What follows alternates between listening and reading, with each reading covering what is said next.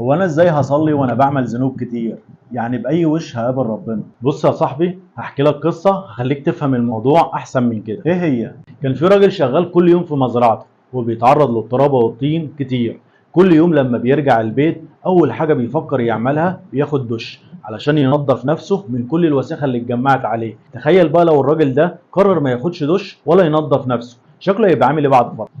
اكيد هيبقى مليان وساخه وريحتها مش حلوه. بالظبط كده، الذنوب اللي بنعملها كل يوم زي الوساخه اللي بتتراكم علينا. الصلاه هي الدش اللي بينضفنا من الذنوب دي. كل ما نصلي بننضف نفسنا وقلبنا من الذنوب، وده بيقربنا لربنا. يعني الصلاه هتنضف ذنوبي زي الدش اللي بينضف الجسم؟ ايوه طبعا، الصلاه بتطهر القلب والنفس، فلازم ما تفوتش الصلاه مهما كانت ذنوبك، علشان هي اللي هتساعدك تتخلص منها. طب ابدا منين؟